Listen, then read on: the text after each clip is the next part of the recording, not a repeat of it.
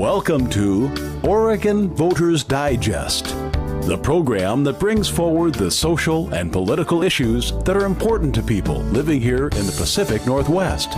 And now, your host, Bruce Broussard.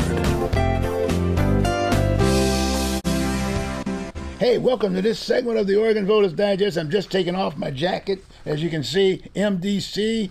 That was my recycling jacket when I was working for Waste Management and USA Waste. And boy, George, we really did to sell it. So now I'm out here knocking on doors, if you will. It just happened to be running for office, but at the same time, I'm meeting a lot of candidates while I'm sitting up there knocking on doors and meeting these homeless folks and businesses and people on the street and this, that, and the other. And every so often you might run into a candidate. So what I did is that I was able to pull about 2 or 3 little good examples of candidates. One's sitting up there, he's from Roseburg, and he's out there knocking on doors. Paul Romero. He's there, Paul, are you there? And I got him on phone because I couldn't get him to come down to the station, but guess what? I got him. And he's running for governor. You know, that's an exciting race, if you will. Got a lot of folks running, but I just happen to know this guy, and he's been running like I've been running, just to make sure he's educating and informing people about the issues. And that's been one of my major concerns from the standpoint, many people are running, but they have no resume. Well, this guy has a resume. In fact, then I've got another guy sitting up here, too, with me. He's sitting up here, and he's running here in House District number 48. Andrew Morrison, and he's running for the House district. And again, same. The guy's got a resume, and that makes it very interesting. I'm the kind of guy, being part of the Marine Corps, you just don't want to get guys that are just going to boot camp. These are guys that have been in boot camp and are out there meeting the people, and that's what it's all about. So I've got these guys, and we're going to talk to them a little bit, and then later on in the show, I met another guy sitting out there running all over the place, taking photos and this, that, and the other. His name is, you know him, Fred Stewart. He's a businessman and got a title company and this, that, and the other. But guess what? He's involved. He's a business. The economics part of our structure, if you will. And he's got a lot to say, and he's very much involved with community. He communicates with community. It takes quite a bit of time, a portion of his time from his business, talking to community on an ongoing basis. Really should be running for office, but again, I caught him. I got him, and we're going to be talking to him, and we're going to get a little background, a little update, if you will, of how he feels all of the candidates are doing and the issues that of major concern. The homeless issue aspect of it, mental health, public safety, that whole 9 yard, and the economics. And so we're going to talk to Fred Stewart about some of those things, give us an update. So that'll be basically what we're going to be doing within this hour, okay? So I think we ought to start off with some of the candidates that they're sitting there waiting in line for me to get them, because they're saying, Bruce, I got to get back and knocking these doors, if you will. And I got one sitting up here at the table with me right now, and I got Andrew Morrison for Oregon, House District number 48. And I'm going to start off with him, and then we're going to get Pete Marrero. Maybe we get Pete because he's sitting up on the phone. He's running for governor, right? Yeah. He's going to be your leader when you get there, sitting at the state, right? He's going to be right? He's calling the shots. He's going to call the shots. He's calling. Pete, are you there? Yes. You there, Pete? Okay, Pete. Look here. You're on now, Pete. So you're going to chat with us. I'm going to keep Andrew here with us. But the bottom line is, okay, Paul Romero. He's from Roseburg, and he's running for governor of the state of Oregon. Paul, so what would you say were some of your more specific issues that you are concerned with that you think that the people of Oregon would benefit from? What would they be? Well, one thing on my website, romerofororegon.com, people can find my contract with Oregonians that basically details and calls my shot where I'm going to put the ball over the fence. Okay. You got to have a plan, and I think too many politicians, they lack a plan, and they generally lack the understanding of basic economics. Now, one of the things about my contract with Oregonians is that it's not just for Republicans, it's for everybody. Okay. I don't need to change my message, and the problems that we're all facing right now are problems that we are all facing. So it's really no different, but I think it comes down to taking care of the people and creating an environment that's going to allow us to recover and regrow our state instead of watching all these jobs leave and our unemployment rolls going up and up and up. I also have the Wild West Water Restoration Project, which will help farmers and ranchers and the state as a whole, and other ways that we can actually use our own natural resources here in the state to actually replace all these taxes that we've been burdened with. Okay. And something else I wanted to mention to you is that there's an awful lot of people, they think that the Democrats are the problem. And the simple truth is this. The Democrat Party has been taken over by what I call Democrat socialists. And there's still an awful lot of JFK Democrats out there. And a lot of them are kind of scared to say what they need to say. But the thing I'm looking forward to is actually seeing just how many Democrats, JFK Democrats are still out there, because I think that my message is going to speak to them. Okay. And bring us all together. Okay. Well, that sounds good. Well, I know you want to get back and start knocking on those doors, but we want to hopefully wish you luck on this your campaign, and it was great to catch you, and thank you very much for being with us. Okay. Okay. Well, hey, Bruce, thank you so much, and just keep fighting, and never give up, never surrender. That's the other guy's problem. That's right. That's right, sir. Take care. All right. Okay. You too. Thank you, Bruce. All right now. Again, that was Paul Romero. Again, Paul Romero running for governor. He's from Roseburg, and the guy's been running for some time. I've done the same thing. You don't give up. No. You just got to stay there constantly and whatever. Because in most cases, most of the people who are running, in all due respect, are politicians. Yeah. We're looking for people, folks. Right. We're looking for leadership now who bears a resume. Very, very important. Yeah. And hopefully I'm talking to the media too. I'm part of that media, and I hopefully the media would get on board too. Yeah. Because sometimes they don't have a resume. Right? And they're interviewing the people's representative. Yeah. The people are the employers.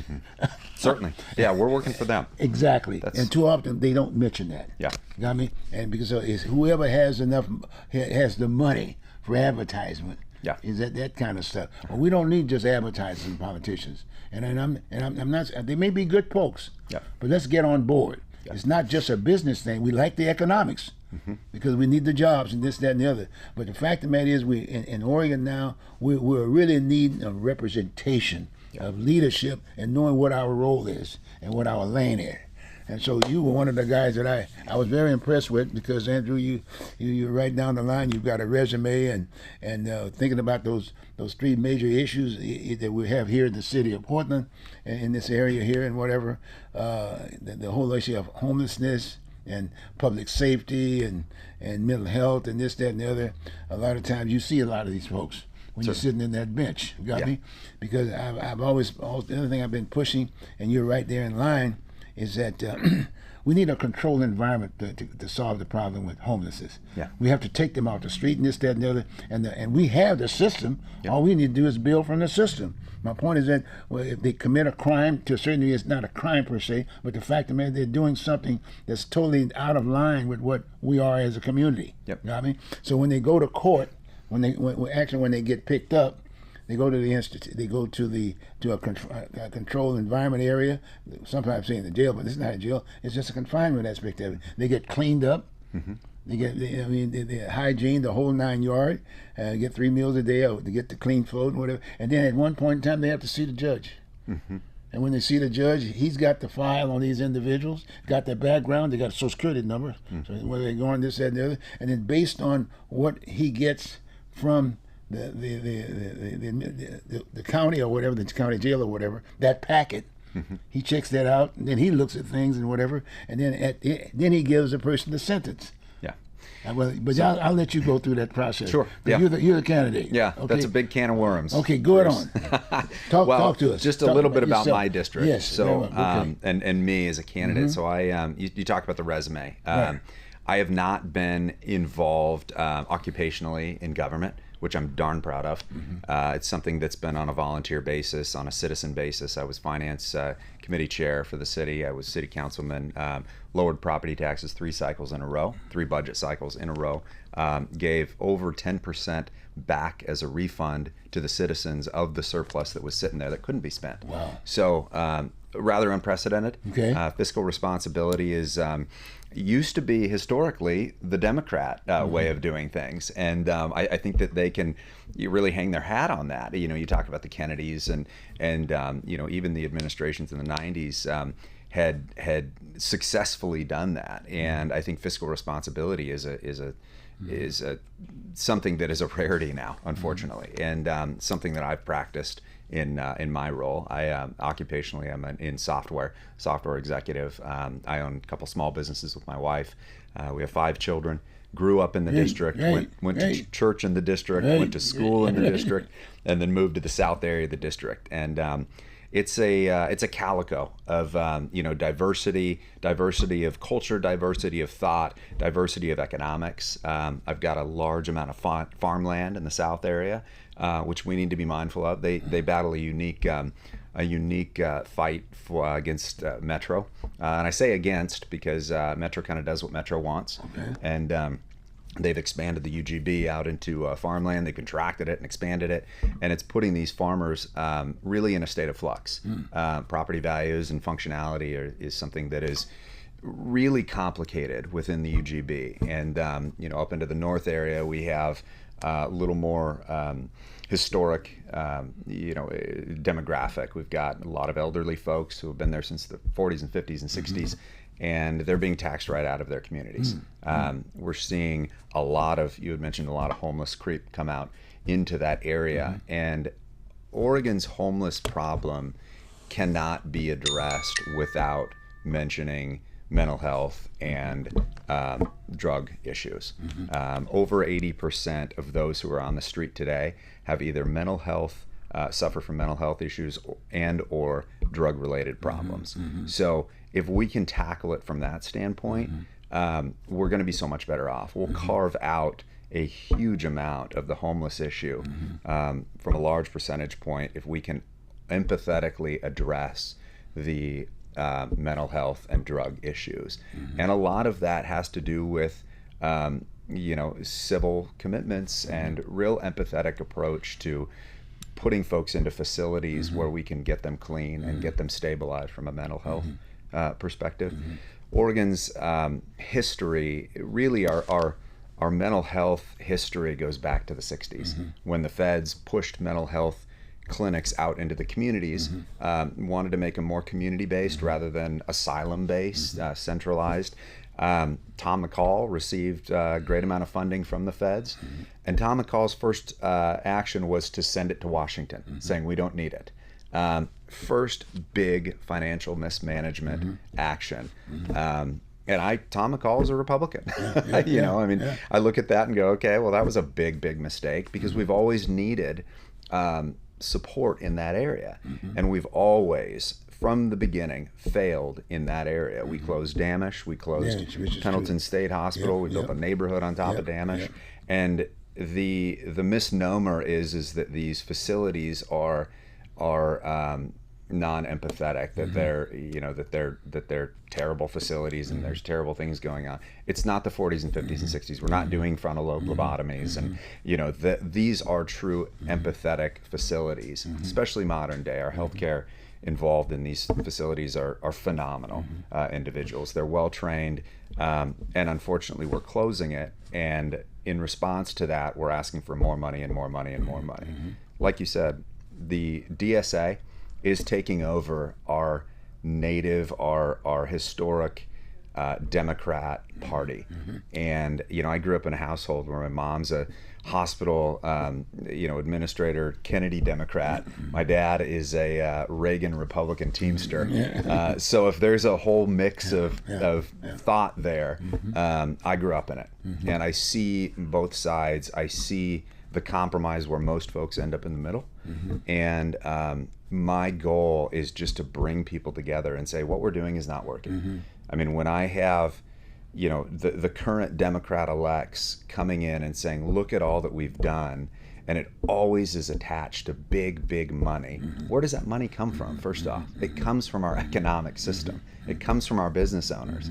They're purging, they're hemorrhaging in Oregon. We ran out our last IPO in the last 10 years. Dutch Bros took their money and ran and went to Arizona. And to me, it's the most frustrating thing, because eventually, the old adage is the problem with socialism is you eventually run out of other people's money.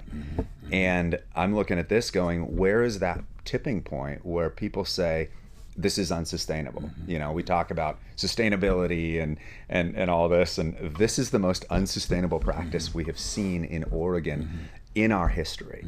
And we cannot go this way for much longer. We're running out of money. The state is out of money. We're $29 billion in the hole. We're functionally bankrupt.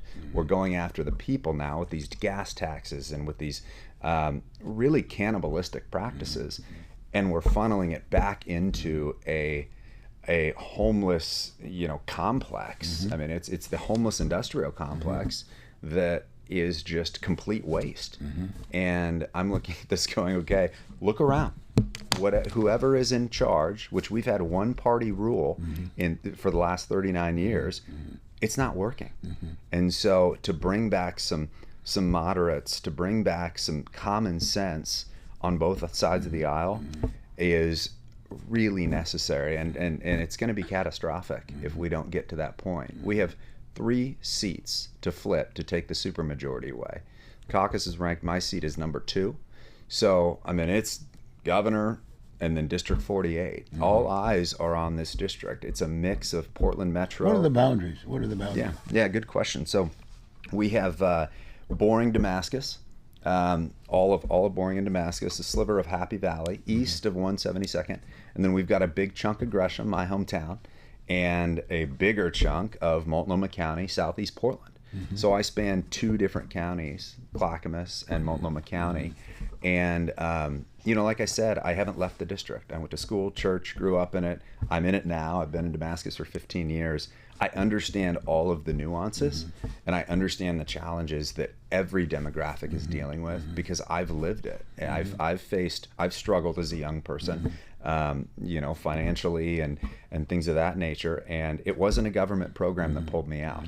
And I'm not against government programs. I bought my first house on, Bruce will love this. I bought my first house on a USDA home loan program. It was no money down. It got me into a little more rural district. I kind of wanted to live in the city, but it pushed me out to where it was necessary to buy a house.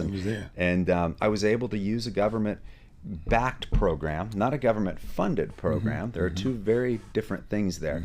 To buy my first home for my family. And again, not against government programs, but they're a temporary leg up to get people into a place where they're healthy and where they can enter into the free market and really make some hay for themselves and their families. And that's what I'm running on: education, public safety, and affordability.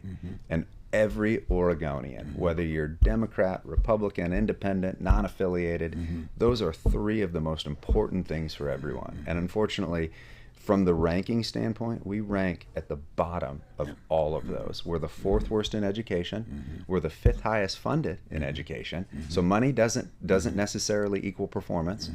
We are the 5th most unsafe state in the union. And that's a statistic that's not being touted a lot, and I'm wondering why. And then from an affordability standpoint, we're second to Manhattan with income tax. We are one of the least affordable states in the union. So to me, I'm looking at this going, dollars absolutely doesn't mean better performance. And the current elects, the supermajority in Salem, are coming out and saying, we need more money. That couldn't be the biggest lie perpetrated onto Oregonians than anything else. That is simply not true. We need better management. We need less nonprofits coming in and saying, we're going to fix things, who simply do not fix things. But they're all getting pretty rich. And we're seeing that. All you have to do is Google their names. I know it. And we're seeing some of that crumble before our eyes. The Home Forward debacle. Multnomah County had $150,000 of gift cards that were lost. I mean, that's a microcosm of kind of what we're dealing with in Salem and in Portland and these counties. And I look at a tale of 2 counties, Multnomah versus Clackamas. Clackamas is stepping up in such incredible ways. We've got wonderful leadership there. Ben West, Diana Helm, those champions are really looking at Multnomah County and going, we're not going to play that way. And they're coming out and they're pushing their what they know to be a better agenda for the people, and it's working. And Multnomah County should take some cues from that. So That's really my platform. That's where I'm coming from. Pretty common sense. Well, but you're right, though. You see, the name of the game, that's why I pulled you on here. The fact of the matter is, you have to have a resume. If you're sitting in a judge seat, you're sitting in a legislative district, you're representing people. Yes. And Indeed. you are people. Yep. You see, you're not a politician. You are people coming from an area of people. Yeah. You see, and too often we don't spend enough time to make sure that is the case. Yeah.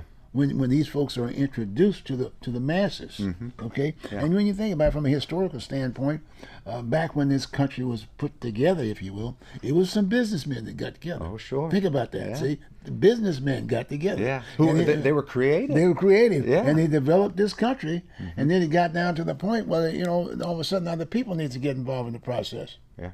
See, Certainly. and then we divided it, and we didn't define it. It should have been a smooth transition. Sure. You got me? And so the business element piece stayed there. It's kept it there, even though they were people too. Yeah. They didn't transition it into it and got more people involved. Correct. See, and so now today, that's one of the reasons why I'm sitting up here chatting with you, because I too am sitting here running for president of Metro, and you're making those points about Clackamas and Washington County, Yep. and Multnomah County, and when you start thinking about homelessness, in all due respect, it's kind of like a hub. It's an area there. Yeah. We got to include Clark, even though it's in Washington. I know. See what I I'm know. saying? That's a big part of our ecosystem. Exactly. And so you put them at the table. Yes. See? And I'm sitting there looking at it because I was kind of like part of it way back when Ron Buell and we were up there talking about the whole issue of Metro and this, putting it all together, but we forgot, we didn't stay there long enough, okay? Yeah. But the fact of the matter is, we've got solutions. Yeah. They're already there. We just need to put them back on the table. But you've got to get folks with the kind of resumes that understand that. Because you sitting where you are, you're representing people across the board. Correct. Across the board. Yeah. Like you said, it's not about R's and D's now. Right. It's about people. And it is a country, a government of the people, by the people, and for the people. It's there. Yeah. So let's just go on and do it. And not everybody is gonna understand, or is going to have the experience living what the next guy has lived. But if you can shut your mouth long enough to listen to what they've been through, and empathize, and then say, hey, I think I have something for you, and then asking, would this work for you? You know, to me, we're operating in a vacuum. Today, we I mean, the gas tax showed that, right? We do what we're gonna do, right? Because that's you know what we feel is better for whatever we're trying to manage at the time, and instead the people are going, no way. And so we're seeing referendums, which, I mean, I spoke to the committee in Salem when they were trying to move the gas tax vote. I said the referendum was penned for a very specific reason, and that was government overreach. That was boss rule. It was saying we're no longer operating as a representative democracy, which is the U.S. and Oregon. We are going to take it back and turn it into pure democracy and put you in check. And so, to me, that was a statement made by Democrats and Republicans, and you know, all those who are running for governor really got on board. You know, and I saw a picture of Christine Drazen the other day of her staff working through that process to help put that on the put the referendum on the ballot. And then Ed Deal and Bruce Starr came in and championed that as the petitioners, and we built that endeavor like a business. And you mentioned Metro. I've never left the state. Never left the state. And I had helicopter parents, you know, I had very protective parents. I used to jump on Max as a 7th grader with a friend of mine, ride down to Apple Music to Saturday Market, because we were both guitar players, and get a slice of pizza and a hemp bracelet, spend the day downtown as 7th graders, and then hop on Max and ride back. I can't imagine even doing that myself these days, let alone my children. You know, but my grandpa, who was the Santa Claus for AM Northwest and for Lloyd Center. I don't know if you remember, but he had the curly mustache. He was kind of a celebrity. I remember going on Max and riding down to his house and going at Christmas time to Lloyd Center, you know, and spending time there. Portland was magical. It was an incredible city, and I'm looking at it now with the 30% commercial vacancy and the homeless problem, and it is crushing me. Yeah. And me as an action taker, I look at that and think, okay, I have to do something about it. And this is not for a certain class of people. This is not for a certain color of people. This is for everybody who is looking at their Portland and going, there's no opportunity here for me anymore. And I feel I'm a success story, and with great responsibility, or with great blessing comes great responsibility. And to me, I look at this and think, okay, I didn't have childhood trauma. I didn't have, things in my upbringing that, that I can really hang my hat on as a champion story. But I've been entrusted with a lot. And I feel that taking that into Salem and going, this is responsibility. This isn't power. This is, really me going, I have to give what I've been given. And it's transcends demographics and culture and race. And I reach into these worlds and go, I don't know a lot about what you've been through, but I really want to know. And I really want to know what you're struggling with. And then maybe I've got a solution or two to provide you some assistance to get you to a point of success and get you to a point of flourishing. And it's been empowering. It's not me coming in and saying, here's what I've done in Salem. I took this money and I applied it to this, and I took this tax and I increased it, and we paid for this and we did this. I have none of that to say, because I'm not a person who goes, I'm going to take from that guy and give to this guy and build a social program and say, look at what we fixed. Really, we fixed nothing. So it's I get going on these issues, but I really feel like we lack one main thing in Salem, and that's common sense and leadership. Yeah. Leadership for that common sense. Humble leadership. Exactly. I mean, you can be a strong individual, come in and kick some tables over of those who are doing wrong, still be pretty darn humble. None of us are perfect. None of us are, are the CEO of Amazon or Starlink or, whatever the success metrics are. But a lot of us have a lot of good ideas. Yep. And, in all due respect, and that's one of the things we do here at the Oregon Voters Digest. Yeah. We educate and inform. You know what I mean? We give you the time. We give you more than 3 minutes. Yeah. Okay? You know what I mean? We give you a little bit more opportunity from a media standpoint. We're not media. We're communicating to the people. Right.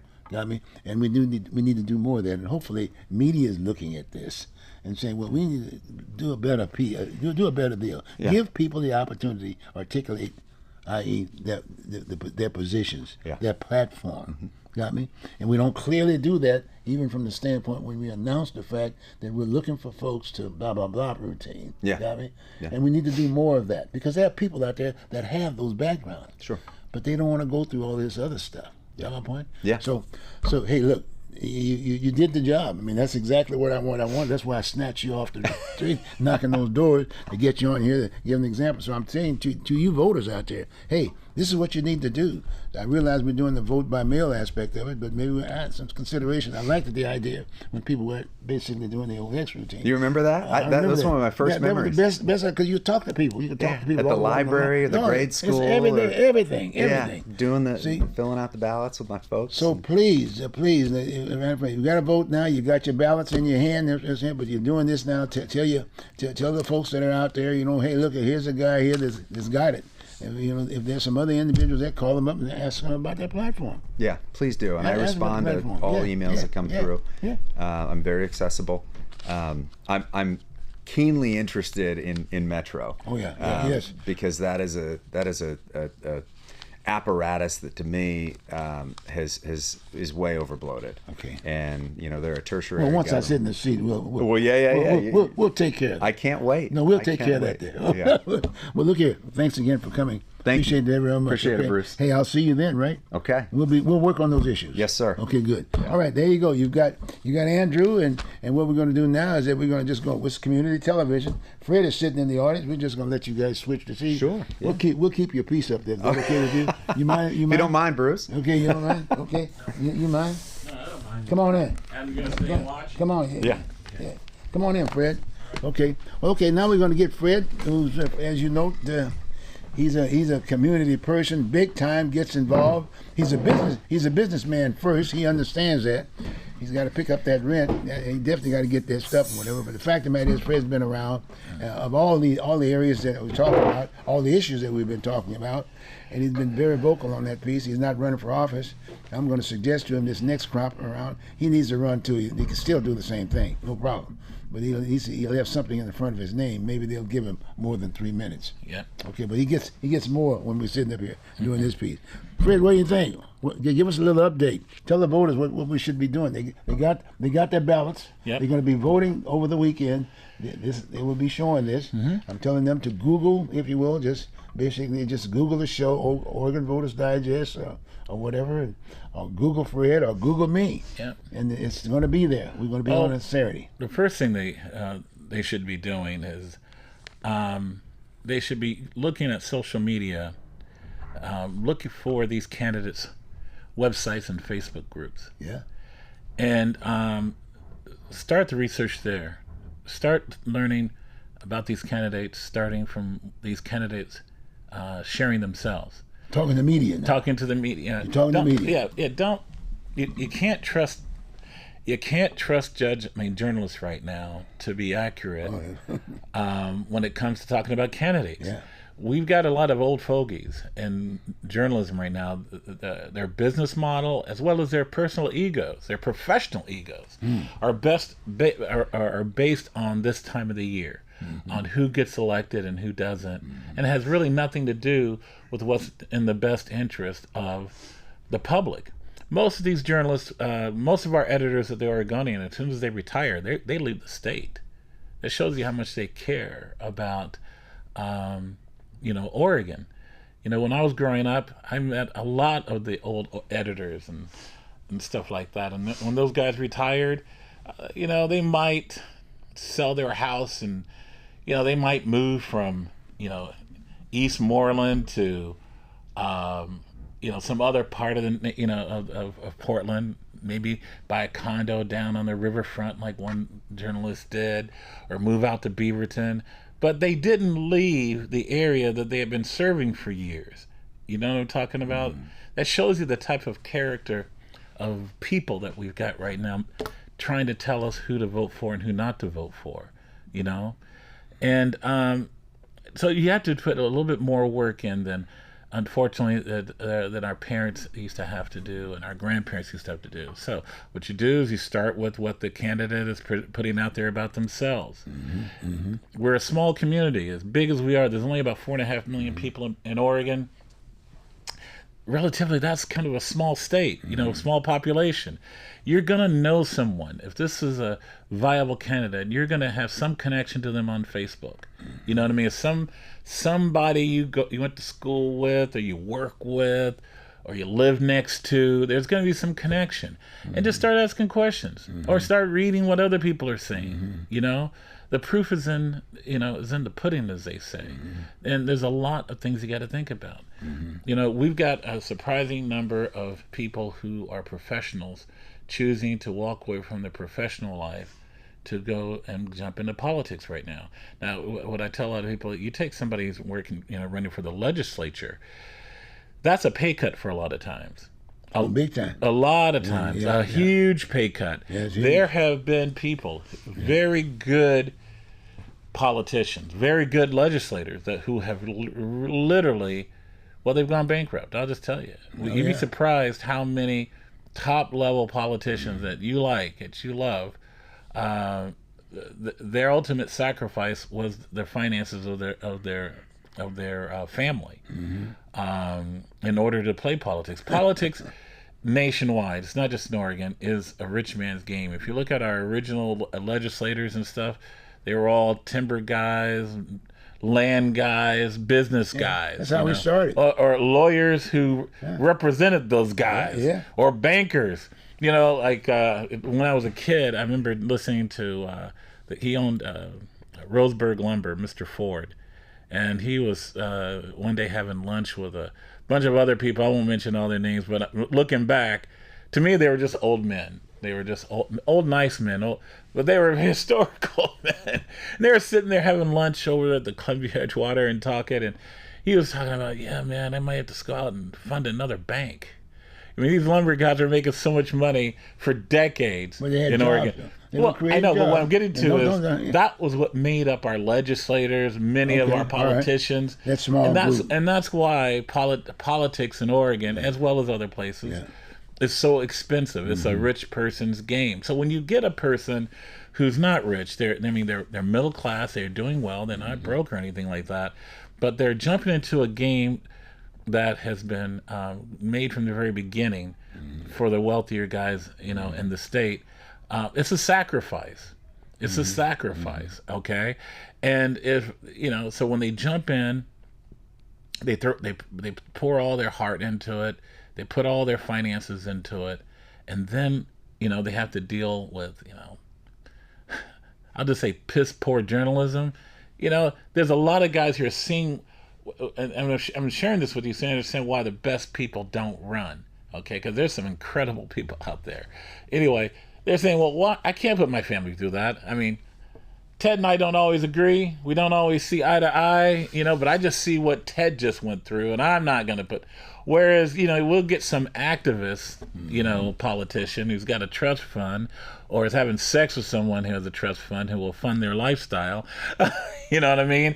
Who will jump in, no loyalty to Oregon, no loyalty to really anybody that's not in their immediate sphere. You know what I'm talking about? What they're going for is, it's a good thing to have a constituency, to represent people. It's a powerful, thing. And we get a lot of these people who are just not fit. So what I'm getting to is honor these people who decided to run. Ignore most of what you read in the newspapers from journalists. If a journalist is saying, I think this person's great, I take it with a grain of salt, just like I take it with a grain of salt if they say they suck. Because like I told one, well, I'll put it this way. The last time I ran for office, 2016, I had a bunch of journalists gang up on me and lie about a bunch of bullshit. And I was angry. I was real angry. I was that type of angry where you knock on the door and the family gets to hear a very loud noise and they know this person is never going to bless a Thanksgiving again. I was that type of mad. But you know what I did? I didn't do anything crazy like that. I did something even crazier. I had a particularly good year that year in real estate. A very good year in real estate. I took most of that money. I hired some incredible what do you call it? I'll just say private detectives. Incredible people, investigators. And I decided I wanted to learn about the journalists in my market, in my city. The people. And you were running for office? No, I just finished running for office. I had nothing to do. I had it. This is after. Okay. I was thinking, nobody ever investigates the investigators. As far as nobody investigates the journalists. What is their life background? Do they get DUIs? Do they argue with their children? Do they beat their wives? You know what I'm talking about? Have they ever been accused of sexual misconduct or racism? What were they like in college? One of them said that their father was their greatest, what do you call it? Inspiration. They honored their father was a stone cold racist. Stone cold. Father used to brag about going to lynchings. You know what I'm talking about? That was their father. And their father is somebody he's dead now, thank God, but they love him. So it gives you the value system. And the thing is, what I'm telling people is I learned a lot about our local journalists. I sat for a year and a half on $150,000. I dug into these people, and when I got down to the other side, I still don't know what I'm going to do with all this information, with all these people, but it taught me something. It taught me that there's nobody that we can trust in journalism right now, not in print journalism. It's fallen that far. But could you have gotten over it had you continued to run? Well, I'm not saying I'm never ever going to run again, but to me, what I was talking about, you said you were sitting on that $150,000. No, you saw that because they are people too. No. These aren't people. These are pretty. No, Bruce. These people, and it doesn't matter if you're a Republican candidate, though Republicans get more than the Democrats do, or these are just pathetically worthless individuals that if the Oregonian the Willamette Week and the Portland Mercury and the Portland Tribune turned the lens on themselves and started outing each other, you would understand pretty soon the character of the type of people that our people here in Oregon are subject to. There's a reason why you never hear about them ever doing it. I mean, are these guys deities? They never do anything wrong. They never make a mistake. They don't have any type of agenda. Right. You know what I'm talking about? I mean, we're in a position we're in because people of low character have been giving us their valued opinion. And it's crazy. We tell our kids to work at being good people, tell the truth, be honest, be fair, do all the things that the people who run our local media, they absolutely laugh at and refuse to do. And when I say laugh at, a couple of them do laugh at it. A couple of them do. Goddamn evidence of a couple of them how little they care about things like that. And that's what I'm getting to, guys. You got to, the reason I'm sharing all this, you got to do your own research. You got to take time and listen to what these politicians, these candidates. You're not really a politician, I think, until you've won. You're trying to be a politician. You're in boot camp when you're a candidate. But take some time in yourself and listen to what they say. Feel free to ask questions. Show up at these political appearances. Ask your friends. You are more likely to make a good decision on who to vote for going that direction than listening to anything a journalist tells you. Have you noticed most of what the journalists share with us about candidates is either ambiguous or negative? Yeah. It's hilarious. It's hilarious. And we've got some pretty accomplished people who have run for office. And you can just look at the journalists. They don't honor that sacrifice. You got someone who's running a business and they're paying themselves $300,000 a year. But the moment they decide to run for office, their firm's going to make some arrangements to have someone take over that business, and those people ain't going to do it for free. So you're used to living off of $300,000, but now you got to live off of 125. Or maybe your wife has to go and get a job, or you may have to refinance your home. Or hey, we've had people who run for office who had to sell their home and rent while they're doing politics. Now, these are all sacrifices hey, that's their choice to make those sacrifices, right? But think about it. What they get is they get to get in front of a community of journalists who are going to lie, not tell anything, or not share the real important information about their character and the things that they're doing or want to do. No, they're not going to do that. They're not. It's just like that article that 24-year-old girl, the Oregonian, wrote about you. Yeah. She's 24 years old, and a white girl who shows that she cannot respect an elderly black man. And don't take me wrong when I say elderly, you're 87, but you were in your 60s when she was born, and by the time she was born, the history that you had made, this white woman at the Oregonian has absolutely no. When I was her age, I was around people like Neil Kelly, Mr. Schwery, Fred Schwery. I can remember the last time I was around a businessman that everybody knows, Ron Tonkin. You know what I was doing when I was around those guys? Asking questions. I wasn't critiquing their credibility about anything. I wanted to learn about them. I was 24. You know what I mean? Here you got a 24-year-old Oregonian woman, 24 years old. She writing about an article from 2014 when she was 12. You know what I'm talking about? About you being against gay marriage, something that even Barack Obama was against. You know what I'm talking about? In that same period of time. Yeah. On a house, on a candidate seat, on a campaign where you're running for something that has nothing to do with anything related to gay marriage. You know what I'm talking about? And to me, this is a white woman at Oregonian who's showing off to her editors, I can be racist too. I know how to write racist too. I'm going to ignore this old black man. I'm going to ignore this man as a candidate, and I am going to obfuscate everything about him into one little thing and tell white Portland, this is a black man you can't, endorse. That's how it's done. She's learning it from the masters. Yeah. Okay, so guys, I'm just going off on this to let you know.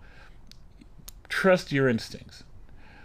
Read what's been these people have published themselves in their blogs, their podcasts, on their Facebook. Yes, they're going to tell you the best thing that they can tell you.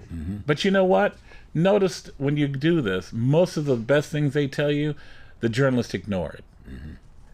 As my friend Bruce likes to say, it's all about resume. If you notice, a lot of candidates, the journalists don't get into their resume. If you get like an old 1956 Oregonian when they were running for, I think we had 9 people running for mayor that year. That was the year Terry Shrunk came in, right? Terry Shrunk won the 1956 election to become mayor. I was looking at, I think it was the February Oregonian. Don't hold me, but it was somewhere in that area. They pretty much put the resume of everybody running, in the paper. You know what I mean? For comparison. They just say, hey, this is the age of this person. This is what they've accomplished in, this period of time in their life. And they left it up to the voter to decide, well, is this person's, background something that, I think could lead into, being a good politician, a good public servant. Or relate to the issues. Relate to the issues. They don't do that these days. If you notice, they don't do that. We got some people who are pretty successful in their own right. And it keeps you from asking a very important question about someone. What is that person's motives for running? What is their and comparing just motives. Why is this person stepping away from his family? He's got 5 kids, he's got a wife, he's got a business. Why is he or she stepping away to and then that may help you understand when you look at the things that they want to accomplish and the passions that they have that they want to focus on. That may give you an idea of their character themselves. Because then what you're doing, you take that and you look at the incumbent and you look at what they've accomplished. How much have what they said they were going to do when they were running for this position have they been able to accomplish? And and I'm not saying that if they didn't accomplish anything that automatically disqualifies them from being reelected, but what evidence do you see that they even worked on anything? As a black person, what I know I'm going to hear about every 4 years? I'm going to hear about the importance of reparations. You know what I'm talking about? I'm going to hear about that. Some Democrat's going to say, we're going to do reparations. And they never do. Now, like I said, I'm not a black guy that's completely committed to reparations. I'm not sold yet that it's the best thing to do. But I know I'm going to hear about that every time. And guess what else I know? After the election, that incumbent ain't going to do squat to bring reparations. If you notice, we've been able to spend $17 billion on homeless people, but not anything on reparations. Nothing. And reparations is an argument that's been going back over 30 years. So this gives you an idea of what we've allowed our journalist community to develop for us. You know what I mean? To build for us. Now, a lot of people say, well, Fred, how did this come about? How it came about? Politicians are part of the blame for it, friends. Politicians for years have used the media, used journalists to get their message out, in what I call political warfare. You know what I mean? I'm going to leak this out. I'm going to get this out to help, stir public opinion and stuff like that. And what it's done is it's turned many of our journalists into politicians themselves. They just don't have anybody vote for them. That's all that's happened. And what's developed now is we've got a class of editors, a class of journalists who feel they are above everybody else. I hear people all the time talk about how Donald Trump is above the law and everything Donald Trump sit down and talk to any journalist that's not stupid. He'll sit down and talk to anybody. When's the last time an editor literally has vouched for themselves at all? Who is the one that questions any of them? Like I said, just like we don't know about the editor that likes, they're no longer married, but loved to beat the hell out of his wife. Loved to beat the hell out of his wife. You got the portfolio? Yeah, like I said, we dug deep. We dug deep. But you know what? If a politician compliments another female politician on having a nice behind, they'll write about that. They'll say, "Oh my God, he said she looks good in those jeans." He should not be in politics because he complimented a woman on her behind. Yet this guy's beating the hell out of his wife, or used to beat the hell out of his wife. Things like that. But beating the hell out of his wife doesn't mean he shouldn't endorse people and tell you who you should endorse. All right. The last thing I want to bring real on quick, this. because I got 5 minutes. Okay, one thing I want to get say, out the vote.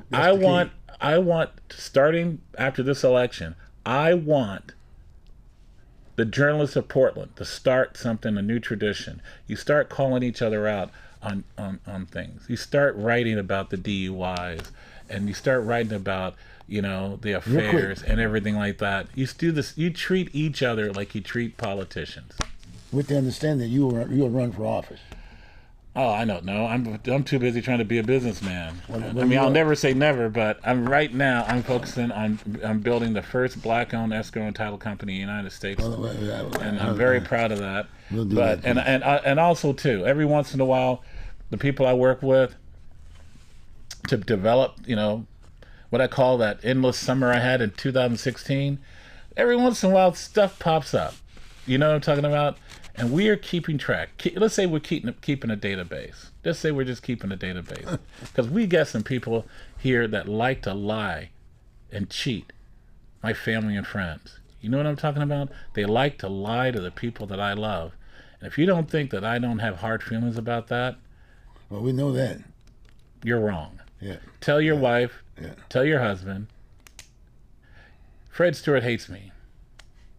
And if I don't change my ways, there are things that may come out that's going to affect our family, our kids, our grandkids. You should have that discussion. Because I am fed up with the bullshit. I'm fed up with the lies. We know you got some files. I am fed up. I am fed up with the manipulation. I mean, right up front with that's a platform in itself.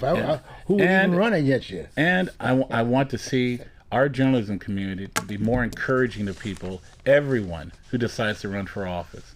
I want to see encouragement. I don't want you to lie and hide things, but I want you to hide the good, just like I don't want you to hide the bad. I want you to be engaged in educating the public. Okay, we got that point across. Give me 5 minutes of get out to vote. Well, it's important to get out to vote. We got to get rid of a lot of these incumbents. We need new blood, and we need to teach the politicians of our state and their handlers and some of their backers that if you don't perform, if you don't get results, there will be consequences. We need to give new blood. We need I won't say not a complete reset, because not everybody in politics should be sent away. But we've got a significant number of people that should not be elected officials right now, and I'm not going to tell you who they are. I'm not. What about this guy? I'm going to leave it up to you. What about this guy? I think Andrew would be. I mean, I spent like 4 hours talking with Andrew one day. I mean, I didn't know Andrew until about 2 months ago. I will admit that. But I've since been watching him, everything on Facebook, been watching some of his joint appearances, some of his interviews. And I think Andrew is an excellent opportunity. There's no reason why not to give Andrew a shot. I mean, there really isn't. Yeah. He's a family man. He's an Oregon boy. He grew up here in Oregon. He literally grew up here in Oregon. And that's another thing, friends. We've got a lot of people who you don't know about this, because our journalists are never going to protect us against this. We've got people who are elected officials who only came to Oregon to be elected officials. That's it. The reason why they came here is they want to be an elected official. They want that on their resume. They want that for personal reasons, whatever. That's why they came to Oregon. Oregon is like it's our population size and our system. Let's just say it's favorable, if you are an outsider in some cases, to be able to get some traction, right? Point. So we get a lot of outsiders. The problem is outsiders they haven't been here long enough right. or Yeah, have enough connections with enough people in Oregon to have the type of loyalty that we're used to. And when I say loyalty is, as a lot, look at our favorite politicians from the past. I'm not saying that the politicians in the past were perfect people or nothing like that, but if you just one day Google their resume, you know what I mean? Mm-hmm. You'll say, oh my God, the whole time they were in office, they were accomplishing things for Oregon. They're, the whole time, just pick one. There was a time, unless you accomplished something for, you couldn't stay in office. And we got away from that. We started letting people slide. Mm-hmm. They get elected, mm-hmm. and then that is their accomplishment. Mm-hmm. To get reelected. You say, well, what have they accomplished? Well, they won a close election last time. That there are some people that we are currently voting for, that is their claim to success in politics. Well, compare that to some of our more, let's say they're all dead, or most of them are dead, our more successful politicians over the last 50 years. That's just simply not the case. I'm 2 minutes. I'm getting ready to release a report on Ted Kulongoski on my Facebook page, and I'm just blown away about the things he accomplished in politics before he became governor. You know what I mean? And he did great stuff when he was governor. Same thing with Tom McCall. Tom McCall did some incredible stuff, but wow, he had accomplished a lot before he became governor. Well, guys, we don't have that many people like those guys anymore. And when I'm not talking about the issues, I'm just talking about the level of commitment, level of success, level of, look what I've done for you. This is why I feel I deserve this opportunity. And that goes into even a lot of our incumbents. And you know why it's that way? Because politics today is you don't have to appease the voters. You have to appease the journalists.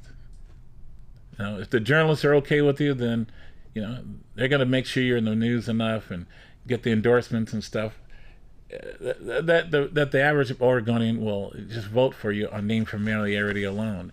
They won't look into the resume. Well, the Oregon Voters Digest is going to be addressing that. Okay. As you can see, what we did with Andrew. Aspect of it. We're going to give people who can contribute, if you will, to our livability and whatever. Yeah. And I think that's a very important piece. And so hopefully the Oregon Voters Digest is going to do that. Plus the fact, this is what I do, so to speak. But at the same time, I've been running for office. Mm-hmm. You know what I mean? And I've still been accomplishing some things. Bruce, I hope you win. But even if you don't win, the way I look at you, I'm looking forward to see how many people vote for you. Because that 24-year-old a reporter down at the Oregonian, she is going to somewhere, I don't know. Maybe I'll wait until she's at some restaurant, we're going to let that young girl know that she needs to start respecting her elders, all elders, and she needs to start being more curious about black people, especially here in Oregon. If she's going to write here in Oregon, she needs to learn how to respect our elders, because if she doesn't, she's going to have a very rocky career in journalism in Oregon. It's not going to be fun. She's a young woman who should sit down and tell her family, I can either be a good journalist or I could have a horrible, horrible career. I'm going to help her out. Not feeling safe in Portland, Oregon. We'll help her out here at the Oregon Voters Digest. She may want to move to another state. No, we'll make her a co-host. Like Mississippi. We'll make her a co-host. She may want to move to another state where don't overlook where that. Nazism is more accepted. I would like to get her here as a co-host. Yeah, Oregon may not be a good place for that 24-year-old. Okay. Alabama. She may want to move to Alabama. I got 15 seconds. Okay. She's got Alabama type look on her. Well, okay, all right. Run for office. Yeah. I want you to run for office. Put those files out there. I could definitely run next time around. Okay, good. Folks, thank you very much. But really, get out and vote. Get out and vote. And look for guys like Andrew and women, by the way, because it's very important to be involved. Take care. Have a good one. Good job, buddy.